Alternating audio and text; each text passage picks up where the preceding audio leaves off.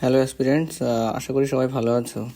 একটা অত্যন্ত গুরুত্বপূর্ণ খবর তোমাদের সামনে তুলে ধরার জন্য আমি আজকের এই ভিডিওটা করছি। আসলে এই খবরটা খুব সকালেই পেলাম একটা বন্ধুর মারফত। আমি তার নাম উল্লেখ করছি না ভিডিওতে।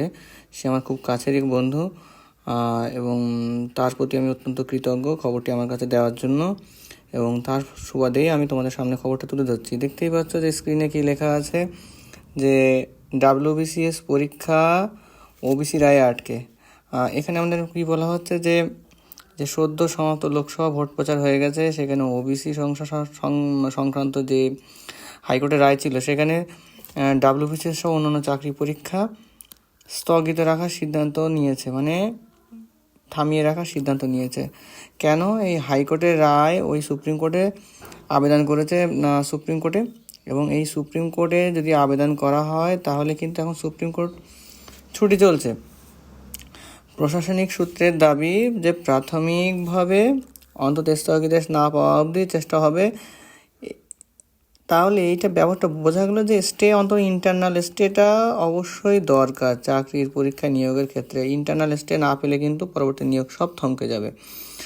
এখানে বলছে কি, প্রশাসনিক বিশেষজ্ঞদের মতে হাইকোর্টের রায়ে নতুন চাকরির বিজ্ঞাপন থেকে প্রক্রিয়া সবই বন্ধ থাকছে। খুবই মারাত্মক বাজে খবর, অত্যন্ত বাজে খবর নতুন অ্যাসপিরেন্টের জন্য, যে এইবার আমাদের ক্ষেত্রে খুবই একটা কালো দিন নেমে এসছে। কারণ এই বিষয়টা কিন্তু জটিল এবং অত্যন্ত গুরুত্বপূর্ণ বিষয়। নবান্ন সূত্রের বক্তব্য, সুপ্রিম কোর্ট এখন গ্রীষ্মকালীন ছুটি চলছে। এই গ্রীষ্মকালীন ছুটি চলছে মানে এটা চলবে প্রায় জুলাই মাসের ফার্স্ট উইক অবধি, 7 জুলাই অবধি। তাহলে 8 জুলাই আমাদের হাইকোর্ট এই সুপ্রিম কোর্ট খুলছে। 8 জুলাই যদি সুপ্রিম কোর্ট খোলে তাহলে কিন্তু আমাদের এই বিষয়টা উত্থাপন করতে বা এই বিষয়টা অন্ততপক্ষে স্টে পেতে জুলাই মাস পুরোটা লেগে যেতে পারে।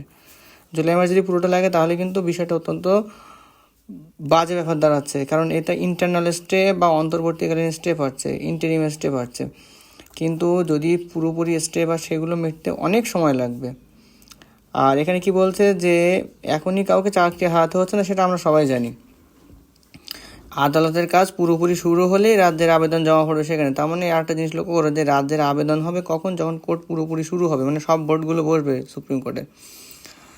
এইবার আরও একটা বাজে খবর দেখো, পিএসসি কি বলছে, ওই রায় হওয়ার আগে থেকেই নিয়োগ প্রক্রিয়া চালাচ্ছিল। সেটা আমরা জানি, যেমন 2022-এর মেন্স, 2023-এর প্রিলি এগুলো হয়ে গেছে। তাতে কোনো ক্ষেত্রে পরীক্ষা নেওয়া হয়ে গেছে, যেমন কি 22-23-এর প্রিলি প্লাস 22-এর মেন্স নেওয়া হয়ে গেছে, বা যোগ্যদের ডাকা হয়েছে ইন্টারভিউতে। এইটা একটা বড় বিষয় পয়েন্ট, যাদের ইন্টারভিউতে ডেকে নিয়েছে অন্যান্য পরীক্ষার ক্ষেত্রে WBCS বাদে, তাদের আদালতের রায়ের কারণে এই প্রক্রিয়া বাধাপ্রাপ্ত হবে না বলে দাবি করছে পিএসসি। এইটা কিন্তু দাবি করছে, কিন্তু বিষয়টা দেখো তার পরের কোটেশনে কি লিখেছে, কিন্তু সুপ্রিম কোর্ট থেকে স্থগিতাদেশ না পাওয়া পর্যন্ত WBCS-এর মেন্সের আয়োজন আপাতত হচ্ছে না। তার মানে আমরা বুঝতে পারলাম 2022-এর WBCS-এর মেন্স কোনোভাবেই খুব তাড়াতাড়ি অনুষ্ঠিত হচ্ছে না। যদি খুব তাড়াতাড়ি অনুষ্ঠিত হয় তাহলে আগস্টের দিকে রেজাল্ট বেরোতে পারে, বা তাহলে সেপ্টেম্বর, অক্টোবর, নভেম্বরে, খুব যদি তাড়াতাড়ি হয় নভেম্বরে আমাদের WBCS 2022-এর মেন্স অনুষ্ঠিত হতে পারে। তবু তার সম্ভাবনা খুব ক্ষীণ। একজন বিশেষজ্ঞ কি বলছে যে প্রাথমিক পরীক্ষায় প্রার্থীদের স্ক্রিনিং করে, মানে প্রিলিমিনারি পরীক্ষায় তারাই বসেন মেন্সে, কিন্তু সেটা করা যাবে কিনা আইনি পরামর্শ গ্রহণের পরেই বোঝা যাবে। তার মানে বোঝা যাচ্ছে যে বিষয়টা খুব একটা ভালো জায়গায় নেই।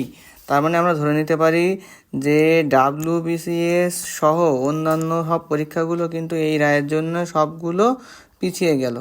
সমস্ত পরীক্ষাগুলো আমরা পিছিয়ে গেল, আমাদের পরীক্ষাগুলো। তাহলে WBCS 2022 যে মেন্স পরীক্ষা হওয়ার কথা ছিল সেটা পিছিয়ে গেল।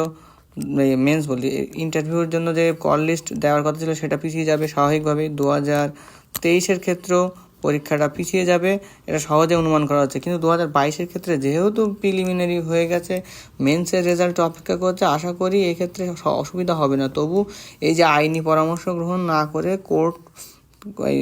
পিএসসি কোনো রকমভাবে স্টেপ নেবে না। সুতরাং আমাদের এখন একটাই অবস্থা যে সুপ্রিম কোর্ট কি বলে সেই দিকে তাকিয়ে থাকা। বিষয়টা অত্যন্ত গুরুত্বপূর্ণ, তোমরা সবাই মনে রেখো, কিন্তু সবাই প্রস্তুতি চালিয়ে যাও, কিন্তু আজ না হলেও কাল একদিন পরীক্ষা অবশ্যই হবে। এখন পরবর্তী বিষয় দেখা যাক যে সুপ্রিম কোর্ট কবে খোলে এবং আমাদের সরকার পিএসসি কী স্টেপ নেয়। এইটাই জানানো ছিল। তোমরা সকলের মধ্যে একটা শেয়ার করে দিও, আর ভালো লাগলে লাইক, কমেন্ট, সাবস্ক্রাইব করো।